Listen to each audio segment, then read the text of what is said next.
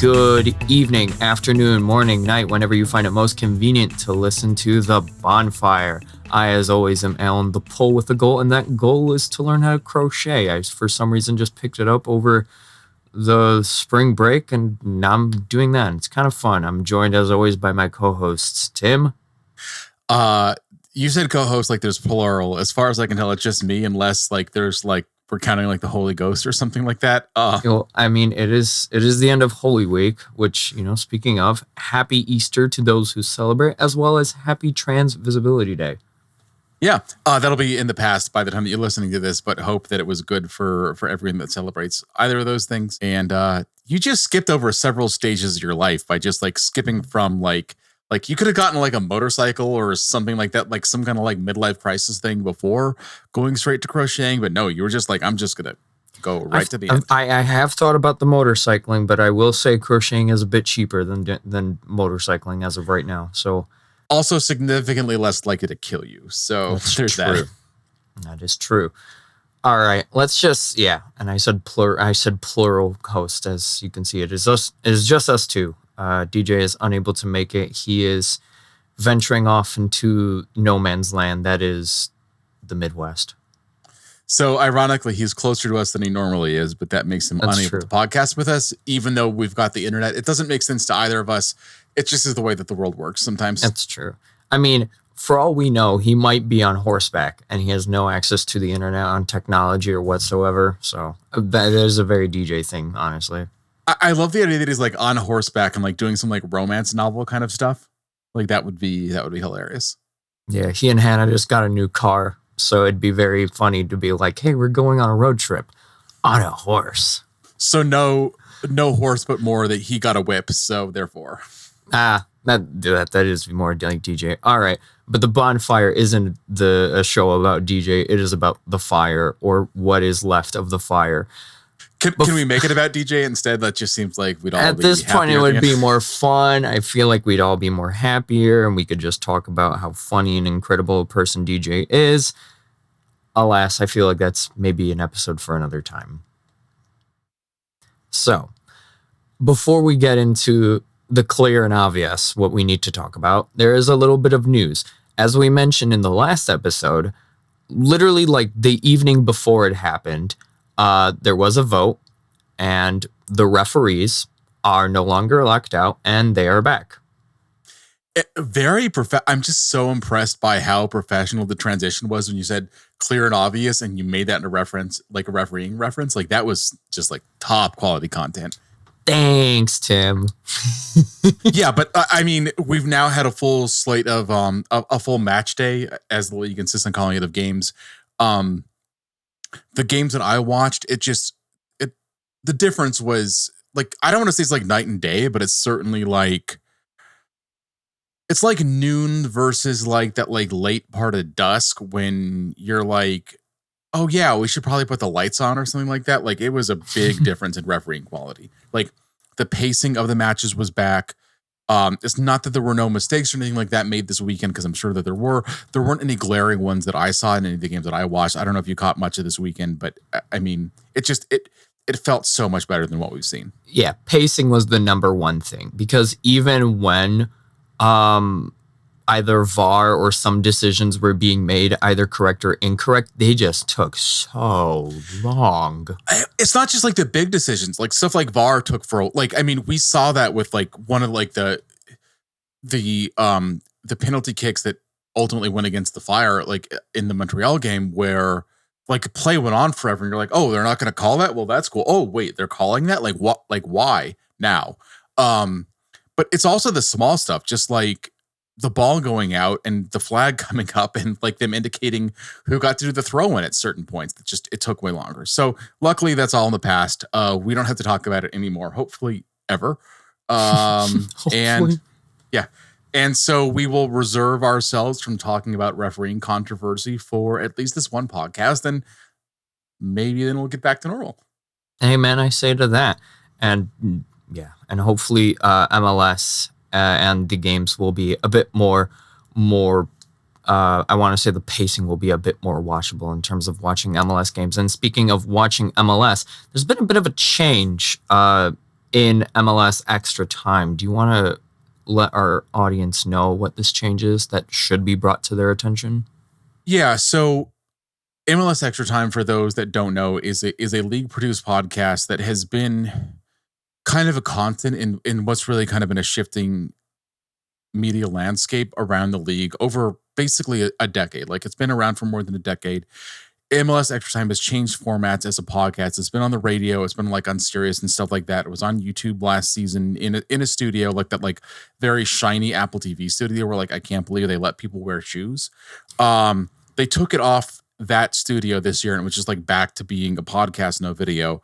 But one of the constants in it, like a couple of the constants, Andrew Wiebe has been the host.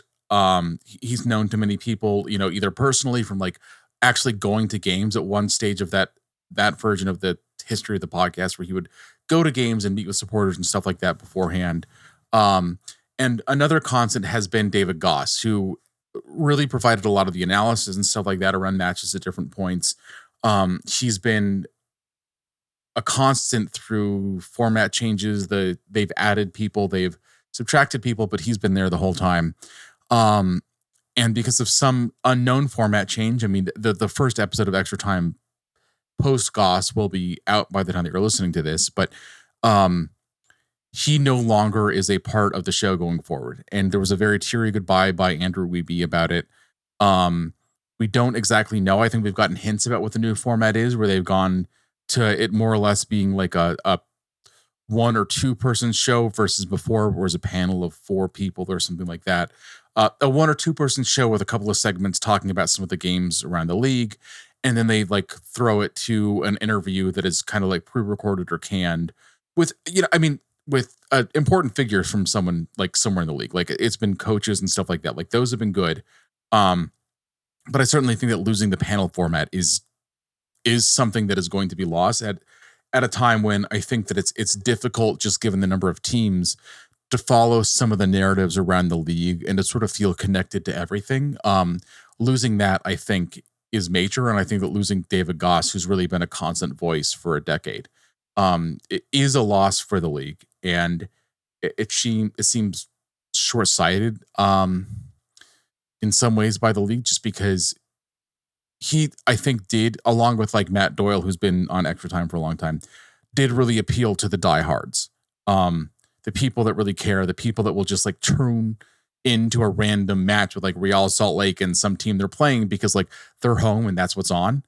And so we'll see. I think that it says something about the way that the league perceives the media landscape and what kind of content it wants to produce and wants to see around the league. So it's, yeah, the league in general, especially around media with like the whole switch to Apple TV and just the way the league is honestly just being covered. Of course, since the addition of Lionel Messi to Miami in the league, it's been a bit, it's shifted to where where the more successful teams or the more popular teams are being showcased and like just in the spotlight more and more, while teams like, unfortunately, the Fire, who haven't had much recent success, are just being put a bit more and more into the shadow. And it's something that I've noticed or have sort of highlighted since the Apple TV move, how commentators, because, you know, instead of just having one set of commentators for each team, like we had Tyler Terrans and Tony Miola, it's like if the ever-changing set of commentators for each match day, it always feels like not everyone is truly versed on the teams, or at least even like including more, including some of the people that are calling matches. Yeah, because it's a big league, right? And not having people dedicated to it. And I think that David Goss, at least for a lot of the teams, I can't necessarily say that he knew every team, but his passion, I think, was around young talent in a league that has a ton of young talent. And that's one of the good storylines around the league. So I think that losing him, it seems like a major loss. Yeah. We don't know what's next for him. He's been on Total Soccer Show, the podcast, off and on, so you can listen to him there, presumably still. And he said he doesn't know what his next step will be. His Twitter handle is Empire Goss.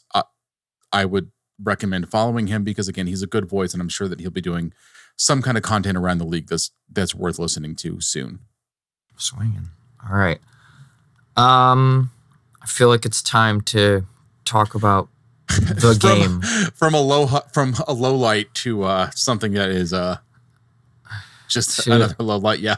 From the low light to the pits of Mordor. Lord of the Ring reference, honestly, right there. That's a good reference considering I sort of feel like Mercedes-Benz Stadium, like the opening, like the roof opening in it sort of like has some quasi Mordor vibes somehow. Like kind of fantasy vibes, and also like the halo, like the ring sort of the Jumbotron thing. Yeah. Yeah, one Jumbotron to unite them all. And in the darkness bind them. All right, nerd references aside.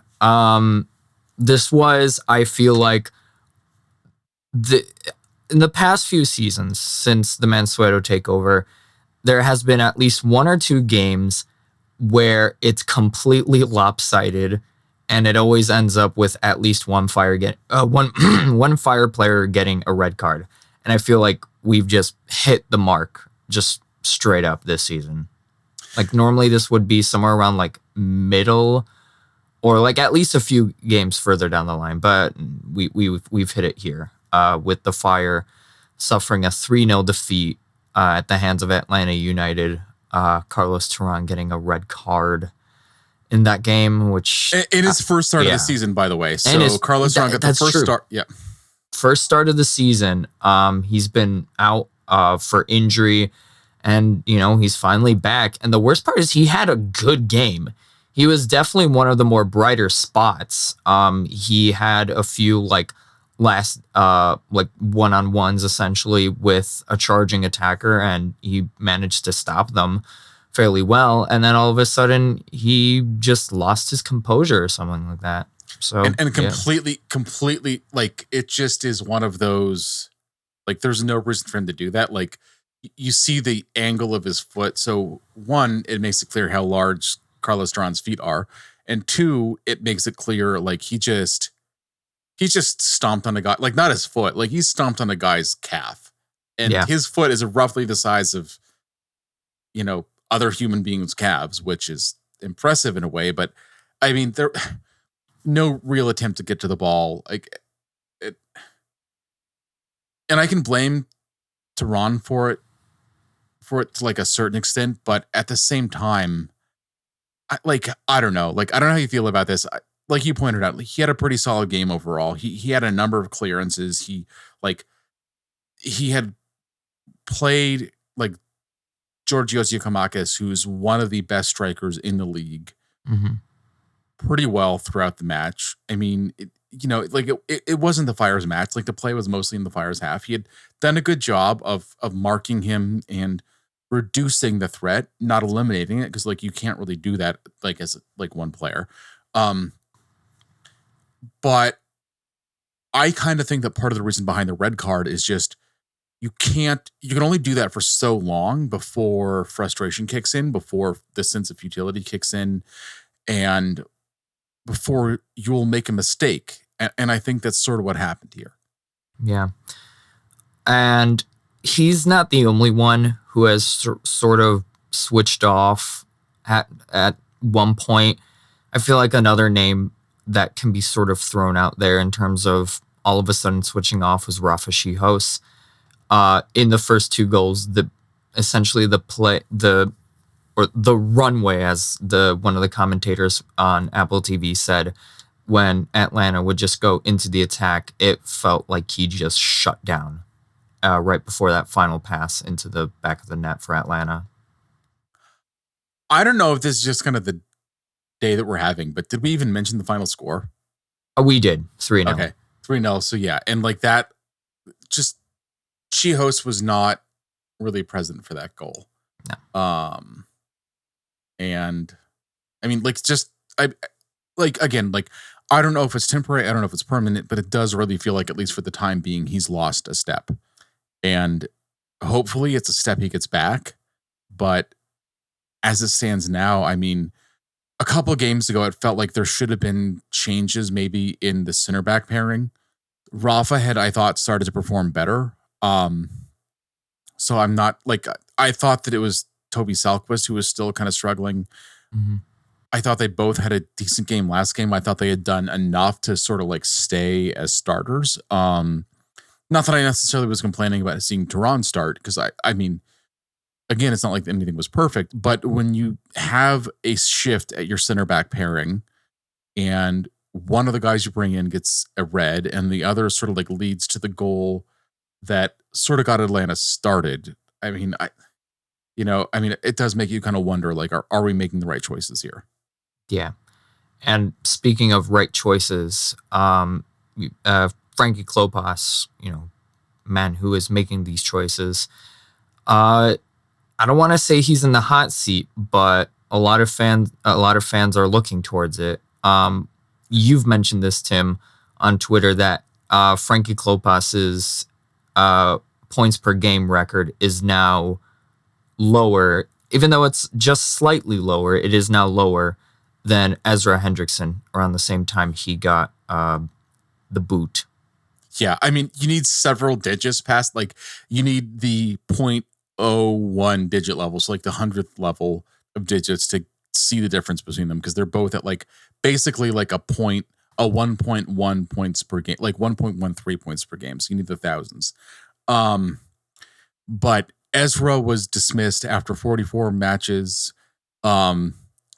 Now Klopas has had 30 matches, which is, almost a full season. So four matches shy of a full season. Obviously, coming in the middle part of last season, he didn't have the opportunity to have a preseason with the team and stuff like that. But realistically, like he did have a preseason this year. We haven't seen the team radically change tactics or styles or anything like that, right? Like, under Rafa Wiki, the team's like formations and tactics, I thought, had more of a chameleon aspect to them, where like there wasn't like a set formation that you could say, I mean, just like roll the dice and say, all right, well, I mean, I don't know what they're gonna like. With Ezra, it was a 4-2-3-1. Occasionally, like on like one or two occasions, it was not. Same thing with Frank, and the 4-2-3-1. The way they're playing it has been very similar, where it's win balls in transition, get the ball into the final third, play the ball wide, try to get in for a cross. And in the post-game press conference today, today when we're recording, after the Atlanta loss, he kept on talking about the Fire's inability to get good crosses in. And to me, at least, that seems to be the problem. Like, crosses are not a great way to score a ton of goals. Like, they are one way you can score goals, right? But to rely on that as the backbone of your offense, like, that is just not going to do it, like, over the long haul of a 34 match season. Yeah. When I jokingly said to the group that it looks like me when I first started to play FIFA, or currently, because I'm still bad. And that was honestly my strategy. Just play right on the byline and just cross it in and see what happens. And occasionally it happens. Someone, I think it was Tyrus, said on Twitter that this is like how Greece played in the 2004 Euros. And I commented, this is like watching Poland play for the last decade, because they play in a very similar, if not the exact same format of going down and just trying to get crosses in, and they just constantly get headed out or booted out, or no one's there. Like you mentioned, there's multiple avenues, multiple schools of thought. Man, it just depresses me to think that you're too young to remember Greece playing in the 2004 Euros. That is true. I was 3 when that happened. Yeah, man, I was about to go to college when that happened. So that is the age difference between us. Nonetheless, we are good friends, and we enjoy making podcasts together.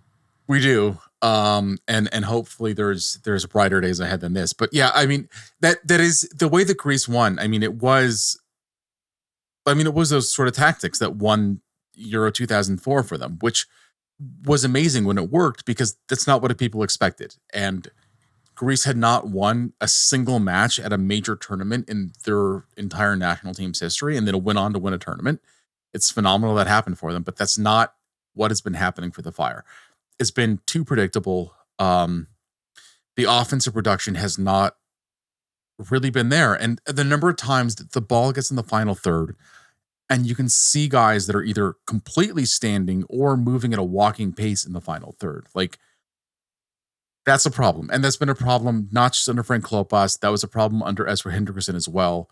But if you watch just whatever match you're watching at whatever level, right? Especially at the professional level and the higher of a level you get at, when you see a goal, just look at the number of players that are in motion going at full tilt on the team that scores the goal. I mean, that's a constant. Like that, like it's having trailing runners in the box. It's having options on the wing that can be passed to if the ball isn't played to whoever ultimately scores the goal. All of those things are huge for scoring goals, especially at a high level. And with the Fire, the number of times that like when the ball's in the final third, it just seems like there's an invisible force field that it's just there keeping the team from being able to progress the ball in any dynamic fashion. And that lets defenses completely set. Like they are so set. Like it's like you could make Jell-O with the amount of time that these guys have to set, you know, like they're just there and they're ready.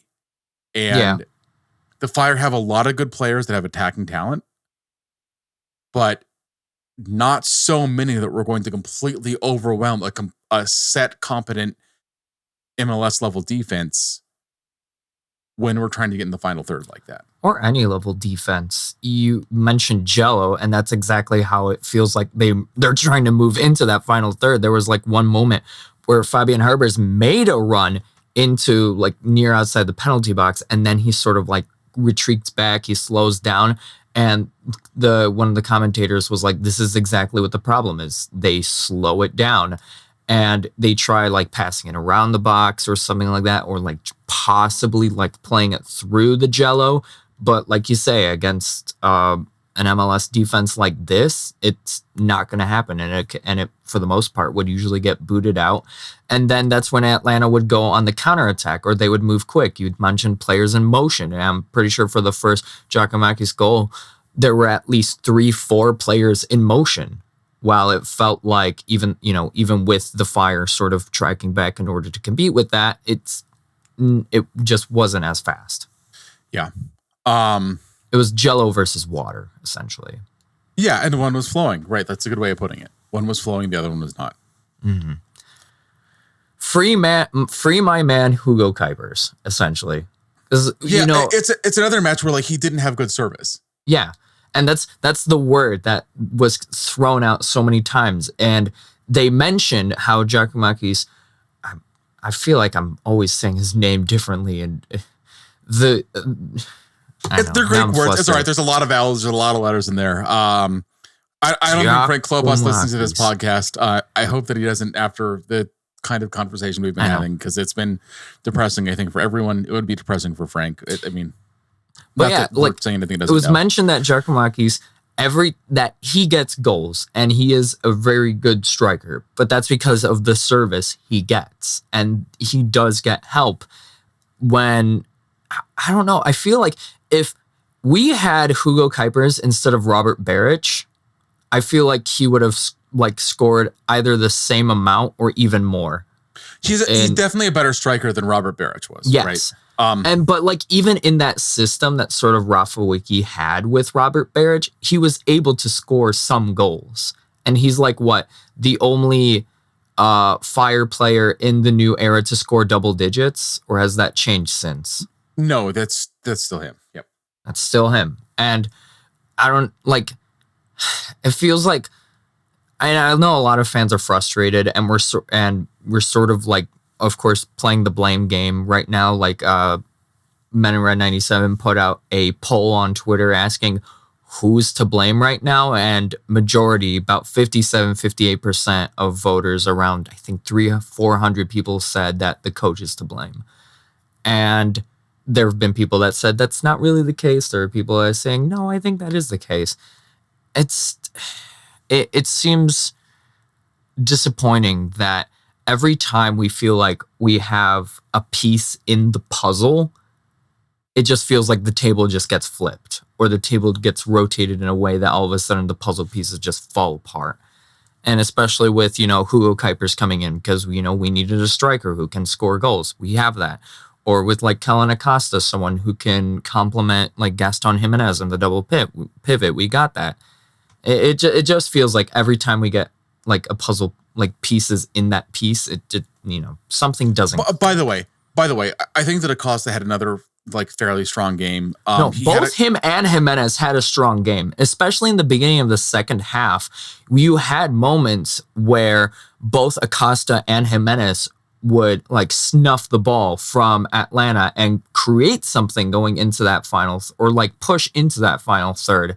Of course, right before the second goal for Atlanta, they were a good reason why the Fire came out like actually looking like they wanted to do something in the beginning of the second half. Yeah, and like honestly, like I was very impressed. Like Jimenez played better defensively than I thought that he could at like multiple plays in this match. Yes. Because my concern with having Acosta and Jimenez is that Acosta has said that he prefers to play more of an offensive role, like the number 8 kind of, and Gaston historically has not been great at playing the 6, like where you get back, cover, like he did a much better job at that in this match than I thought we saw basically at any point in any season of his history other than this year, which makes me actually sort of like,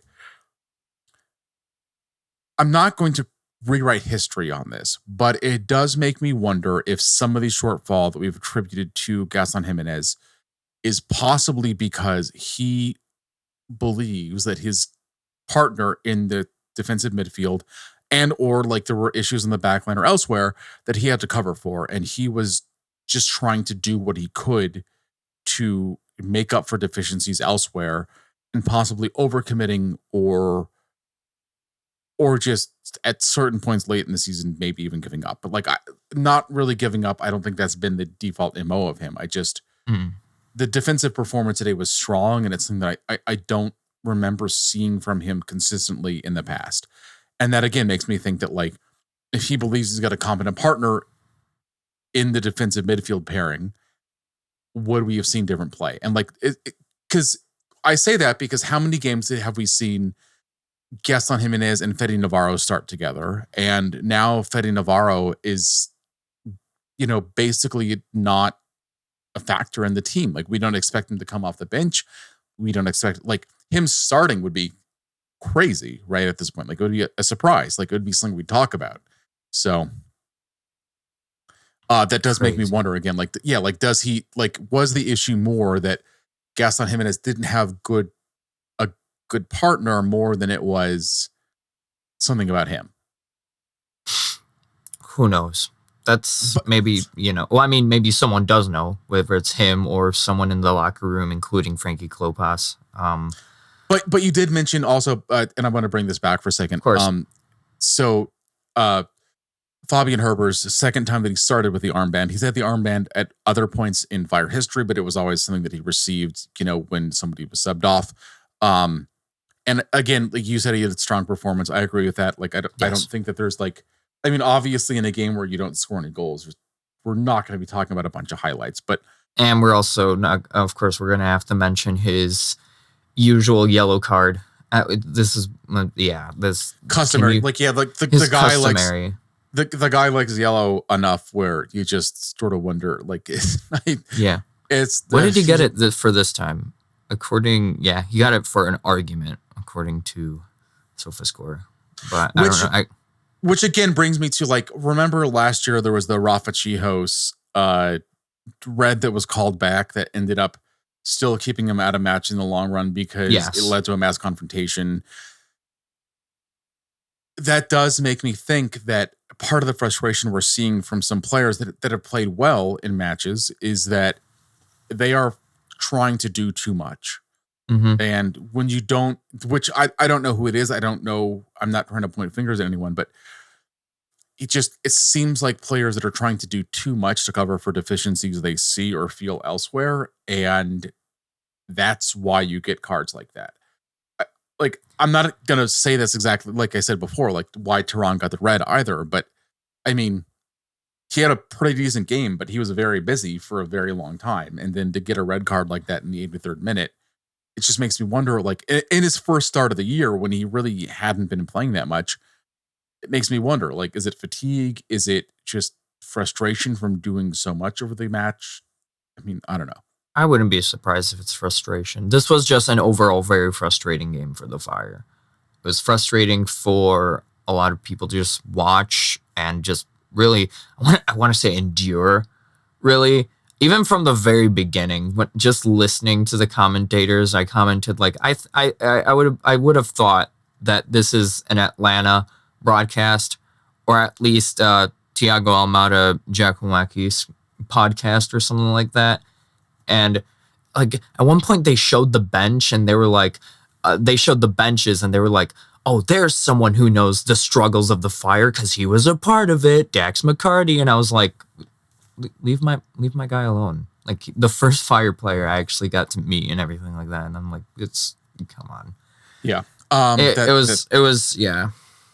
But I mean, it does say something about like the difference between the two teams. I think that like, I think that Dax McCarty at this point would be a strong contender for starting on the Chicago Fire, but is a player that came off the bench late for Atlanta. And that's one of the reasons that they're a team that, won 3-0 in this match. Other thing to note really quickly, because I know we're going long on this. That's right. Brian Gutierrez started in the number 10 role. So the attacking, I guess, Quadrado, the behind Kuiper, the attacking trio, same players as the previous match, different order. Last week we saw Herbers in the middle in the number 10 central attacking midfield role. This week it was Brian Gutierrez, and Herbers was pushed to the right, which pushed Marin Haile Selassie to the left, which is a position he's played before. I don't want to say it's not his preferred position. This is a big year for Brian Gutierrez. He has had increased performance in terms of the gross numbers that he's been putting out in terms of like goals and assists every year. He was rewarded with a U22 deal, which basically allows the team to pay him more than the normal amount you can pay a player, while maintaining a small salary hit for a homegrown guy. MLS rules. Yeah, very weird MLS rules. But what it let them do is pay enough money to keep him here at a salary level that would keep him from wanting to go to like Belgium or most teams in the Netherlands or like stuff like that. He has to prove this year that he can be a starting creative playmaker at whatever his preferred role is, and or at some role. I think that it would probably be better, just given that he's not that goal dangerous. It would be better for him in his career if he was able to do it like in a number 10 role centrally than on the wing, where there's a little bit more pressure to be direct and like be goal dangerous and stuff like that, which has never really been his game. And it didn't really seem like this was his game. Like it didn't. Yeah. He didn't seem to have a big positive impact on the game. That's a little concerning. There's still time. I mean, but like this season, if the Fire are going to succeed, he needs to take a big step up. The Fire, like, I don't want to say like it's like win or lose as he wins or loses, but like the two ships are sailing pretty closely together here. And if he takes a big step up, I think the Fire's chance of having a good season go way up. And if he doesn't, I think there's a major issue for the roster construction of this team. Yeah. And like you mentioned with the ships, not only does his ship have to go forward in order for the Fire, it's everyone, because it's like, sure, we can see a bit of progress, but then we realize there's an entire Eastern Conference that is full steam ahead at this point. And the Fire is playing catch up at this point, or ketchup if you prefer, or mustard. I don't know. It's like the Fire. Like I said this before the season started, the Fire can be the 12th best team in the league and still miss the playoffs, because that's how stacked the Eastern Conference is in a league where 18 teams make the playoffs. You have to be better to be ninth place, like the last like play-in spot for the postseason or whatever you want to call it. Like you still have to be better than 6 teams. So like, what are those 6 teams? You know? Yeah. And that list is slowly diminishing more than we thought, or at least I thought, because I felt a bit optimistic. I know you were like, I don't know, in the beginning of the season. It's still definitely possible, but like again, True. like the team, like you need guys like Brian Gutierrez to take a step up. You need, I mean, we've shown that like when Kuiper gets service, he can convert service to goals. But he didn't get service in this match, you know, like, and so he didn't get any goals. You know, like Fabi Herbers has had a massive step up in his performance. He's been on fire, but like, have the guys around him really been, you know, there for it? And things, it's like the metaphor, like story of like the Dutch boy with the dam, where it's like you put your finger in one part of the dam, then like another hole opens. Like, we didn't think there were problems on the back line and the center back pairing, right? We had anything. We thought that was like one of the more solid parts of this team, the center back pairings. Right. And so like there's some issues, like, so we haven't really seen what the left back position really is going to look like for the Fire because of Gutman's like tragic injury very early into the season. So that maybe if Gutman is there and is able to cover a little bit more ground than Dean, who's still not comfortable in that position, maybe that helps the center backs feel a little more comfortable and have less ground to cover, so they do a better job. But I don't really think that's ultimately it. I don't think that explains why the center backs have not done as well as we expect. Like, no. I think there's other issues there. And that's despite the fact that like they brought in a guy for a significant amount of money from Denmark, and Toby Salquist, who didn't see the pitch today, you know? Yeah. And then Carlos Duran, who has aspirations to go to Europe, and got a red card today for being just a dingus. Careless. Yeah, just like, I don't know where the heck his brain was, but like it was not connected to his body when he was doing that, you know? Yeah. All right. I feel like we need to move on before we have an aneurysm or something like that. Yeah, fair enough. I feel like we've I don't want to say we've exhausted the topic, but I'm exhausted. We've been beating a horse that doesn't seem to be alive for a while. Yeah. So we move from one horse to another, from the Fire to Fire 2. This upcoming Wednesday, so I'm pretty sure very soon after this episode will launch, the Fire 2 will face against Forward Madison in the US Open Cup. This is the first game between first game between like MLS Next Pro and USL 1, which are both like third division, so are on the same level of the United States soccer pyramid. Yeah, first one in history. There have been a number of friendlies between them, including there's been a friendly every year between MLS Next Pro's Chicago Fire 2 and USL 1's Forward Madison, but no games that count.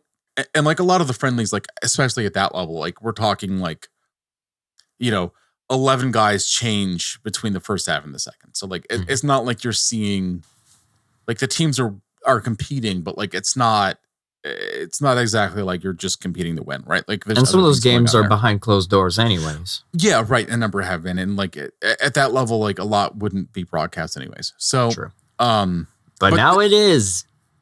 This one will Open be. Cup. Yes, this one will be, and the game will be free for anyone who would like to go to SeatGeek Stadium in Bridgeview at 7 p.m. on Wednesday. So if you're free, go out, I say. Midweek game. Just, if you're not doing anything on a Wednesday night, go to Bridgeview. Go support the Fire 2. The first game against Chicago City SC, where they won 6-0, was a lot of fun. Not even just for the result, just for the vibes. Just go in, go with a friend or two or three or four or how many, and just have a time, have a chill time. But yeah, previous results in terms of Fire 2, like mentioned, they won 6-0 against Chicago City SC in the previous round of the Open Cup. Their last game in leagues play, or of course MLS Next Pro, was a win in PKs over Philadelphia Union 2 that did not have their 14-year-old wonder boy who is already off to Man City in the next 4 years. Yeah. So it's the second time in league play where they've already made it to PKs and won PKs as a team because there's no draws in MLS Next Pro. It was sort of a game of two halves for the Fire 2. The first half, they had some assistance from some familiar names to Chicago Fire fans, including Carlos Theron and Arnaud Souquet, who both started. They both subbed off at half, and the team, frankly, didn't look as coherent after the changes. Tehran is no longer eligible for that match. Arnaud Souquet would still be eligible to play in the US Open Cup if the Fire chooses to send him down. Yeah, we'll see if that happens. But yeah, Forward Madison, who were previously a sister club to the Fire a few years ago, if I remember correctly. Yeah, they had an affiliate agreement with the Chicago Fire. That's where Chris Brady got his first professional minutes. And that is where he was the, if I remember correctly, USL best player of the season. Yes. He was, and I'm sure he has fond memories. Obviously, he will not be eligible to play there. Maybe he'll be like sneaking in and watching some of the match or all of the match. Although, to be honest, the roster turnover between the two sides is like, especially at that level, like you're not going to have a lot of guys that were there when he was there. So yeah, it should be a good game. It'll be a much sterner test than what the Fire faced against Chicago City SC, who frankly, like a lot of the players that were there when the Fire faced them were not the same guys that were there last season for the team. They hadn't played together. They're out of season. Forward Madison are in season, like their preseason isn't as long as MLS's, but they're still in season. They've had matches. They just played against Fresno on Friday, against a team called Fuego. So it's sort of two matches against Fire teams in a row. And we'll see. It looks like may have an injury that would be significant and worth mentioning. Christian Cheney is he's a forward for them. I believe that he realistically may be the most goal dangerous guy in that roster. He left midway through the match on Friday, and it looks like he may not be available to play against the Fire 2 on Wednesday. Interesting. Very interesting. And yeah, Forward Madison, their most recent match, they beat Central Valley Fuego FC in USL 3-0. Wow, Fuego. That's fire, but Spanish. Yeah, exactly. And it's difficult for actually, like, this is sort of like an aside when I was doing an opposition report that will be published on Minute 97 Tuesday or Wednesday. The Mitchell Meerman, who I was speaking to, mentioned that like it's difficult to get from Madison to Fresno because even from Chicago, there's no direct flights from Chicago or Madison or Milwaukee or anywhere like that to Fresno. You've got to go change planes somewhere. USL League One flies commercial, so that means you got to like change planes and like who knows how long you're waiting. And like they said like last time there was a mechanical issue with like a flight on their way back from Fresno, and some guys didn't make it back until like midweek from a match that was happening Saturday, just because of how hard it was to book flights for guys. So, rough for them. That should give the Fire a little bit of an advantage, just having, being at home, playing in a familiar environment, and with, players they're used to. So. And hopefully we'll have some fans there as well, because if I remember seeing correctly, a Forward Madison is sending a bus with fans. Yeah, from Madison to Bridgeview. I've heard the bus was canceled, but I think that's largely because the bus was $50 a person, and people that, I mean, if you've got a friend and you can drive from Madison to Chicago for carpool less than $100. Yeah, exactly. So carpool's a more efficient way. So I don't think it says a lot to do about the number of people that are going to be showing up from Madison. I think it has a lot more to say about just like how many people are like talking to their three friends and are like, that would be $400 or $200 if the four of us went, or we could just get one person to be sober and drive. So Yeah, this emphasis on the sober part. All right.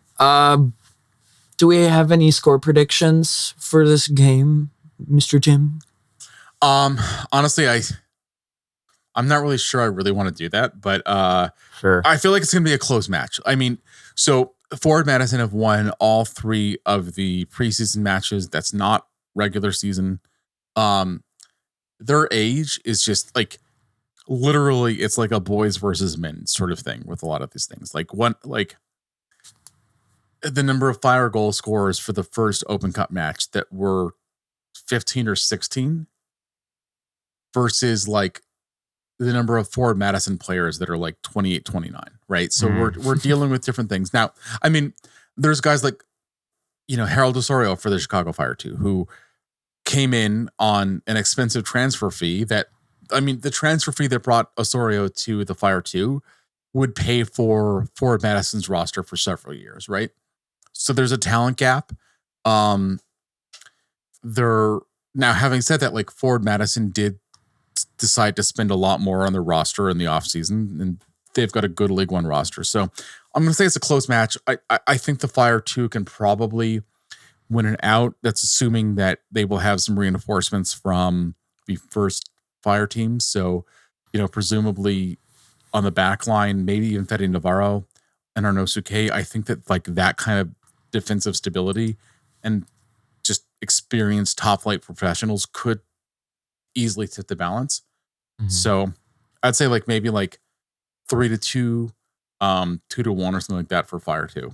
I was thinking it would probably go. I was thinking also close. I was thinking it would possibly go into extra time. I was thinking it was going to be something like maybe like a 1-0. Oh, I hope it doesn't go to extra time. That's a lot of time in the cold. I know. For everyone. It could be snowing on Wednesday. I know. That's true, but grab a coat and gloves. That's what I forgot to do last time. I forgot to grab gloves. And you were playing saxophone, so you really... I was, and it was fun. I'll say that. Although, I don't know if you can... I don't think you can play saxophone with the gloves on. It depends on what kind of gloves. All right. Well, if they're maybe like open, like the open fingered ones, then, yeah. Yeah. My issue is the press box at SeatGeek Stadium is open to the elements and it gets hard to type after a while. All right. One last topic to talk about, and that is the game on Saturday against the Houston Dynamo. We're back at home, back at Soldier Field. Houston's record, 3-1-1. Their previous result is a 2-1 win over San Jose. And of course, the last time we faced the Dynamo, it was a tragic end to the Fire's last Open Cup journey in the quarterfinals, a 4-1 defeat at SeatGeek. Not to complain about the refs, but...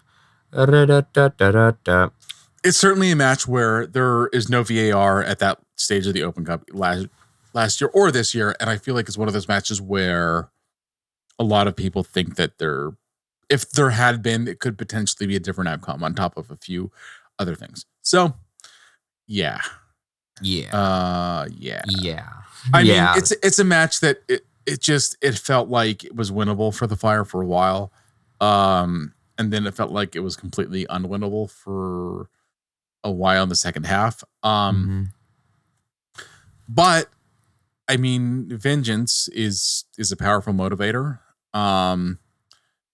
Houston, and it is a dish best served cold, and it's probably, I don't know if it's going to be as cold on Saturday. I think it's actually supposed to sort of warm up. Let me check the forecast. No, it's supposed to be a bit chilly. It's not supposed to get warm until Monday. Wow, that's a jump in temperature. I just looked at the forecast. Monday is when it's supposed to get warm, but Saturday's still going to be a bit cold. So maybe. But we're still reading like 5 days out from when you're hearing I know, and Midwest temperatures are very hard to predict. But I feel like it's still going to be a bit chilly. I'll say that. Yeah. So apart from U.S. Open Cup, when we last faced them in leagues play was in 2022, where Houston won 2-0. And then the last time they actually played at Soldier Field was in 2020. where the Fire won 4-0 with goals from pretty sure all players that no longer play for the Fire. CJ Sapong, Alvaro Madran, Robert Barrett. No, Fabian Herbers. So one player who still plays for the Fire. Yeah. And I'm pretty sure this is the only match that the Houston Dynamo as a team like have ever had at Soldier Field, because they moved to Houston, I believe, after the Fire had moved to Bridgeview. Before that, they were the original San Jose Earthquakes, when there was like a name change sort of shifteroo thing that happened. But I think that's the only match that's ever happened at Soldier Field. So the Fire are undefeated against the Houston Dynamo at Soldier Field. The perfect. Yay. Yeah. Yeah. So what I'm going to say is this, and this was said on Twitter, is that the 6 out of the next games are home games. Going into the stretch, especially April into May. May is when we have the most home games in a month. So this feels like this is where the Fire sort of, I want to say, restart whatever's going on and get points. They have to crank out points at home at Soldier Field, because it hasn't worked out too well on the road so far. And, we had a few hiccups at home as well. So this is a sort of a now, in my opinion. Yeah, there's an old adage in MLS that like you haven't really dropped points unless you drop points at home. The Fire did drop points off of, like a performance that I thought they had that was pretty solid against FC Cincinnati at home. But like that's one match, and there's, still a lot of other matches to play at home. If the team plays differently at home than what they did against Atlanta this past week, they do have a chance to make a statement for their season, right? Like, and this is when it would start. Now Hector Herrera has been one of like his first year with the Houston Dynamo. He was like a non-factor. It was like one of those like DP signings that looked like a bust. Last year for Houston, he was on fire and was a big factor in the success they had, including getting, I believe, an assist against the Fire in the Open Cup. Mm-hmm. If he's injured still and likely won't be available for a few weeks for Houston after, so they will not be playing with all of their weapons available. It could be the return of, it could be the return of Andrew Rootman, right? So, like at this point, like I don't want to say must win because it's like mathematically not true, but like it just emotionally it feels like a must win. Well, yeah. What I was trying to say is not like you have to win now or we're all gonna die, but rather this is where the shift happens essentially. Even if it's not going to be the best of victories or the best of points, essentially, there has to be a change in mentality, essentially. If they come out the same way they did against Atlanta today at Soldier Field, then I want to say alarms are slowly going to go off. Yeah, it can't be. As if they're not already. Yeah, it can't be static. It can't be flat. Like this has to be a dynamic win. And more than the result, I think that getting a draw that it felt like the team was really on for would be almost as valuable as getting 3 points in a win. But it does seem like some kind of result is necessary because, in a 34 game season, like 7 games in, which is what this match is, like that's a long time to just have one win. Mm-hmm. Particularly when it feels like you weren't in it to win it for a lot of the other matches. Exactly. All right. Score predictions. I'm going to go off with a score prediction first. Normally I ask you first, but I wanted to get one first. Thank you for starters. You're welcome, Tim. But if the Fire do get that change in mentality and they do step on the right foot this time, I think this should be I want to say this is going to be a 2-1 or maybe even a 3-1 victory. I still think Houston's going to impose some problems, but if Frank Klopas looks back at first, frankly, if everyone looks back at the film and realize, okay, where did we go? Where do we go from here? And, can fix, especially if they feed my man, Hugo Kuipers, because he's hungry. He's hungry and he wants to eat. He wants to snack, honestly. He wants, so if they feed him, goals will come. And I feel like that feeding should not just happen to Hugo, but to everyone, and just change from that jello into water, that flow. It needs to flow. It can't be static. And that's why I'm hoping there's not too much time watching the video, because it's like, there's only so much of like watching what didn't happen that you can really learn from. I think that it's more about what change needs to happen. Well, yeah, I know. I say watching the tapes as in what needs to happen. But like, no, that's fair. Like, I mean, I think that's a good point. My point is like rehashing the past, I think is only valuable to a certain extent. And I think that after that, like, especially from things like this, where we're not talking about an individual mistake or like this guy should have been over there and then this would have been different. Like, that's not what we're talking about. We're talking about a different kind of playing, at least in terms of like the way that people are moving at the key moment. Right. So, yeah. So we'll see. Yeah. We will see. And so I'm going to echo your prediction. Like, that was more or less going to be mine. A 3-1 win is 100% within the Fire's grasp. They just need to have the performance to make that happen. And like, that's something where we've seen some strong defensive performances at like, if you look at this season so far for the Fire in 5-minute stretches, we've seen good defensive performances. We've seen fewer, but a couple of moments where it looks like the offense is starting to click. We haven't really seen it that many times. Like, we actually haven't seen it in a 90-minute performance. And, third match at home, coming off a win at home, your only win of the season. Like, this is when you have to start doing that. Because if you don't do it now, there's never going to be a better time. Amen, I say to that. All right. Any last words of wisdom about the Houston game, or just whatever, for ladies and gentlemen and they thems of the Fire? Just that we missed DJ. He did actually, I noticed a minute ago, put some comments in for us that we did not read out. So that's our fault, and no offense meant, DJ. Yeah, I'm sorry, DJ. Topics. Yeah, but we still will welcome you back as soon as you're able to come back. And yeah, that's pretty much it. And what I will say is that, times seem tough, but at the same time, we're here for the vibes. Even if we're gonna perform, even if they're not going to perform. And like, realistically, like this next homestand, like, that could be a complete difference maker in the trajectory of the season. And then everything we've said so far, like this match, like, it just becomes irrelevant. Like, it's not even, it's like a minor footnote, right? Yep. The trick is just changing that tone and accepting that, like, that mantle of we're going to be the team that is being successful at home and getting these points.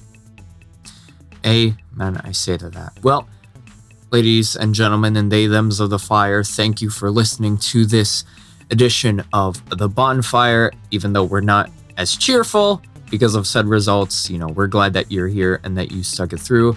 Of course, make sure you follow both MIR97 and MIR97 pods on Twitter. Find all the socials as well as meninred97.com. Through thick and thin, even in these dark times. As always, I am Alan, the pole with the goal, joined by my co-host Tim. Come on, you men in red.